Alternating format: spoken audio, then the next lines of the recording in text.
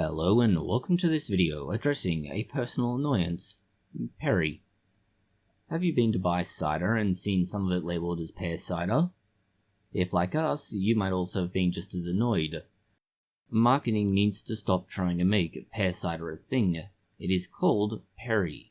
Cider is by definition made with apples. As such, making it from pears means it is no longer cider. While purely speculation, it's likely a pseudonym used solely to make it easier for marketing and sales, since average people recognize what cider is, but not necessarily Perry, and this is at least consistent with anecdotal evidence from some companies that have had to explain at festivals and similar, oh, Perry is just like apple cider, just with pears. In fact, the choice to call Perry pear cider has been somewhat controversial, but more so traditional breweries and standards agencies, who find the choice to use that term or name is confusing and not necessarily consistent with, well, the definition of a cider. Much like cider, Perry does have a definition. It is somewhat broad and will vary by local jurisdiction. In modern brewing, it largely comes down to a few key points that are mostly consistent across jurisdictions.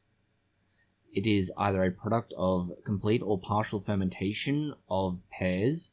There's no extra ethanol added from any source, and it has no liquor or similar added to give it a colour or flavour. Historically, Perry is slightly different to this, as it is, at least according to Wikipedia, in England, mainly made from the dry fermentation, that is, fermenting until all the sugar is used, and served from a cask. This is less true in France, or Normandy as it originates from, where it is largely bottle fermented and more consistent with something like a champagne, given how sweet it is. Perry is made just like you would cider. You take pears and, at least in traditional methods, pulverize them and extract the juice, and then combine the juice with the flesh of the pear to become a must. This is then fermented, and the fermented juice is drained free, and then left to either age in a cask or bottle. Modern brewing is slightly different, as it often relies on juicing the fruit and using that alone.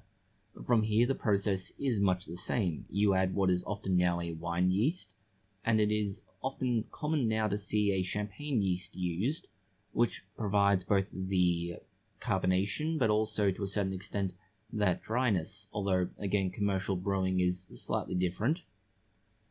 Commercial brewing of Perry is different from traditional cider and Perry production, but it is interesting but weird, largely because it includes the use of grain products, such as, let's say, corn sugar, or other sources of fermentable sugars. They rely on a pear juice concentrate, and carbonation is done with a gas like kegging, rather than as a result of fermentation.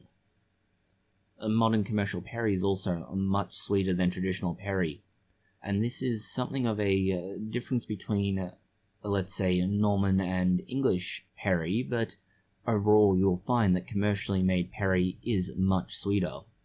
This can also be down to a range of other variables, but the most significant are the use of grain products such as corn sugar, the use of more sugar-rich pear varieties, market forces that mean sweet Perry's more popular, and the general preference for something like high-gravity brewing.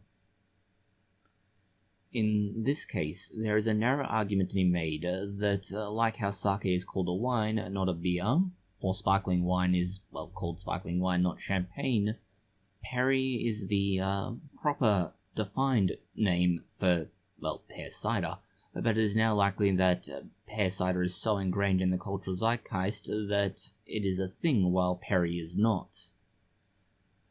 Thank you for watching this video. If you found it interesting, consider liking, sharing, and subscribing. Please post any comments, questions, or suggestions you have below.